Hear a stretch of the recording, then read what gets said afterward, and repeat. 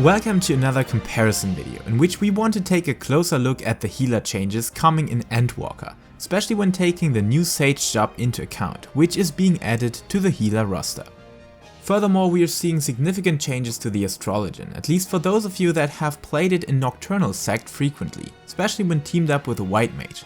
But there are also some significant changes to the aspects of the Astrologian's card system and many more.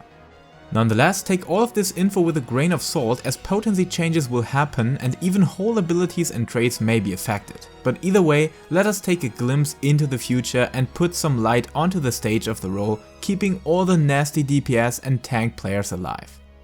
Starting with utility and party support, apart from healing. Square seems to flatten the line here as well, because mitigation tools except absorption shields are seen across all healers. And while one may seem to focus on raw mitigation like the White Mage's Aqua Veil, other skills focus on a combination of mitigation and healing, like the Scholar's Exaltation. But there are also some other utility tools that let our barrier healers stand out by a small margin, with the Scholar's Expedient ability, which seems to be a party-wide sprint skill that also mitigates some damage, and where we all hope that our lovely Scholar mates don't abuse this in certain scenarios when exact run speed is required. Sage, on the other hand, is gaining something really cool in the form of Icarus that causes your character to rush towards a party member or enemy, where I'm really hyped that you can choose freely and also having this skill on a short 45-second cooldown, which can be a great tool to use against AoE and to save up a lot of uptime. On the other hand, Sage's spell kit mainly consists of cast spells, so it's definitely fitting to have a Black Mage-like teleport ability being part of its kit. Other than that, I can only emphasize how awesome it is to see the base damage spell of all healers being out to a 1.5 second cast time. Especially for jobs like the White Mage, this change will make a significant difference when it comes to weaving in OGCD abilities that are necessary for keeping up your efficient healing output. On top of its broil change, the Scholar keeps the Rune 2 spell to create even more space to weave its OGCD spells. And now in comparison, it doesn't cause too much of a potency loss, so overall mobility should be improved except for the Sage maybe, but it is hard to tell as long as we haven't tested it alongside actual Endwalker content, so let us not jump to conclusions too early. Next, let me lose some words on damage differences. While this may not be as important as healer like it is for the DPS jobs, remember that this game has enrage mechanics being implemented, which means that each and every point of damage uplift can help the party to defeat their enemies, and healers are no exception to this, so let us take a closer look here. While White Mage and Sage work off their damage kit basically from themselves alone and independent, Astrologian and Scholar still make use of raid and target buffs to compensate for potentially missed out personal damage. This is great because both of these healers now can be found inside of the different sub-roles, namely shield and regen healers. So if you want a shield healer, you can still get selfish damage with Sage, without offensive party buffs.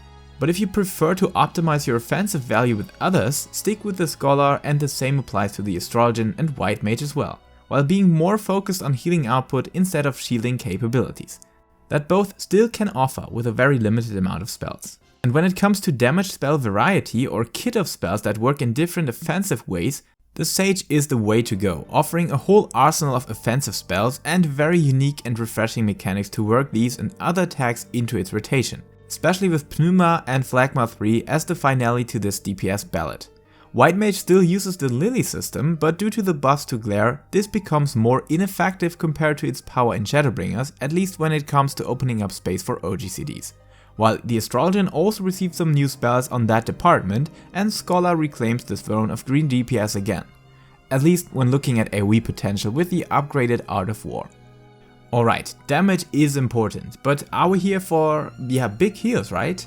So starting off with the White Mage, that is basically sticking with its former healing powers, menacing above those of others, and introducing the Lily Bell, that while containing some failure potential, it offers very solid boost to overall healing output.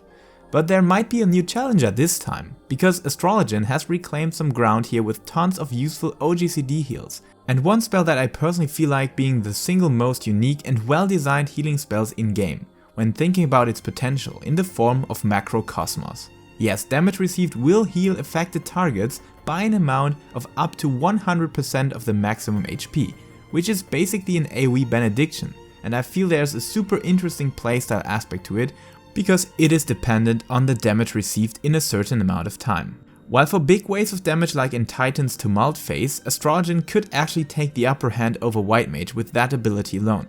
On the other hand, Scholar's shields have been buffed significantly, and while Sage has a whole kit of shielding potential as well, Scholar seems to keep the upper hand in that regard.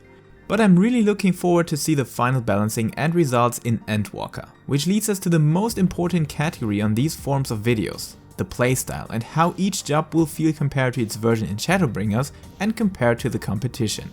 And before hopping into the discussion, please make sure to watch Momo's breakdown and comparison videos about all 4 healers, because Momo is definitely the way to go for healing discussions, being one of the most knowledgeable and best players our community has. So check out his videos found in the description.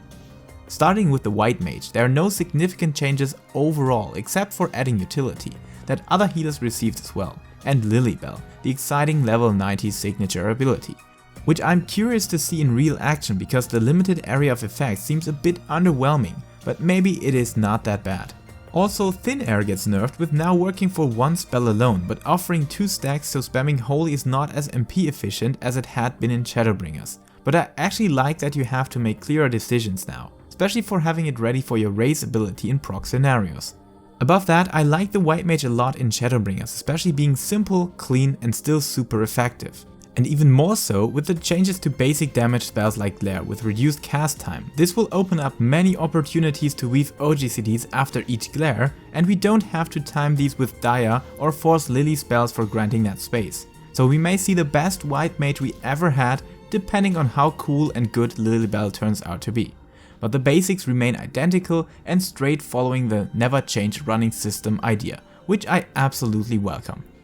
The kinda same can be said about the Scholar, but while I believe it is flawed in many ways and feels clunky from some of its mechanics, after watching Momo's breakdown of the new Scholar in Endwalker, it doesn't seem too bad with what we already had. Of course, there's still some big question marks like on Dissipation, which still only amplifies spells and not abilities. That means our actual good healing kit is still not being buffed. And only GCD heals will, that we primarily want to avoid, which is really bad to see, and I hope they will change this in the future. But apart from this, the new boost to shield and turning energy drain into just pure DPS advantage instead of a source to also regain MP, which now is forced onto the ether flow again, may clear up decision making between damage, uptime and healing.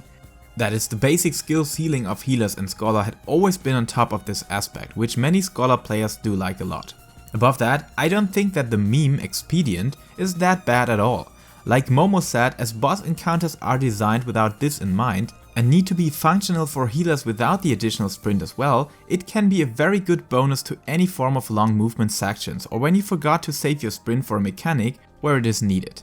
And yeah, keeping the Fairy Gauge for Ether Pact alone is a good idea in my opinion. So overall, I guess that former Scholar players will still like the Endwalker Scholar. But it definitely will remain a very complex job with intense skill ceiling that is really good to have diversity on that department for the more casual and more hardcore players. Yes, the Astrologian may differ heavily from its Shadowbringers version, but let us take a look at the most essential changes. First of all, card system changes are significant and kinda return with a good amount of RNG factor in the form of Astrologian. The good thing though, bad luck now only affects the Astrologian and you can still stay focused on buffing your mates correctly, just if you're lucky enough, you also get a 5% uplift for yourself. But I feel like 5% on the Astrologian's DPS is not that much, so it's neglectable as long as you're getting the second science buff for the speed buff. On the other hand, the redesigned draw and redraw, which now are stuck together, and sleeve draw being removed, will reduce the insanely intense button managing at the start of each fight. But it is hard to tell without being able to test it in actual content, so let us enjoy the insane macro cosmos, and above that the seemingly higher focus on skills apart from the Yestro's card system, which I personally like a lot, especially that neutral sack is still a thing, and even though they have removed nocturnal sack, you can still use this to push out heavy mitigation paired up with the Scholar or Sage, or just boost your own healing potential in certain big waves of damage. We just have to wait how the card system is better or worse than before, especially with Astrodine's and Minor Arcana's RNG systems being added to your skill pool. Yes, Lady and Lord of Crowns are a thing again, and definitely check out Momo's Astrologian breakdown for further info. And to sum it up, the Astrologian will be changed significantly, and I believe that you have to test it out in person and in real content to see if you like it. The core mechanics remain identical with a slight focus on your well-timed OGCD toolkit. Okay, the Sage. Being a totally new job which is going to behave totally different, but with having a lot of things in common with its Scholar counterpart. The Fairy can be seen in the Guardian mechanic, while shields are part of its overall spell toolkit, and the Adder Skull mechanic working exactly like Etherflow and the White Mage Lily system would have a baby. Above that, I really like the vast arsenal of different damage spells, especially for AoE situations with 2 or more targets, making keen offensive decisions seem to be much more impactful in the Sage than it does on the other healers, and while Adder Skull may grant you a wide array of useful OGCDs to heal up your party, Adder Sting is another topic and basically takes the idea of the Blackest Night into granting you more damage output with Toxicon 2 once the barrier is completely consumed, or at least more flexible damage output. However, this may be super tricky to use inside of boss fights because it will cost the Sage 1000 MP, so make wise decisions here when you need to use it for movement or AoE damage potential. However, the Heimer and Panheimer mechanics are also very interesting for adding good and consistent shielding up without being dependent on certain mechanics, so the Fairy traits are finding their way into the Sage kit on this one as well. Sage is a Scholar without a Fairy that plays differently, and to what I have seen in gameplay trailers and tests from other creators, it seems like a very action driven one, but with limited movement and where planning your healing opportunities in advance to mechanics happening will be rewarded heavily. So I'm absolutely looking forward to a different approach to the general idea of the Scholar, and when I would have to grant a recommendation for any of these jobs, level at least 1 shield and 1 heal potency focused healer. Because their playstyle aspect will differ and having some variation is always the best way to enjoy this game. And most of all, again, check out Momo's insanely good breakdowns, as he's a true healing expert and his advanced knowledge is able to enlighten some of the hidden details that a basic overview like mine will never do justice. Nonetheless, I hope that my video is able to provide a small overview on the changes to help you out with your decision. And if not, it does at least provide links to the real deal in the description. So thank you for watching, and until next time, stay safe, stay healthy, and now finally watch Momo's videos if you haven't done so already.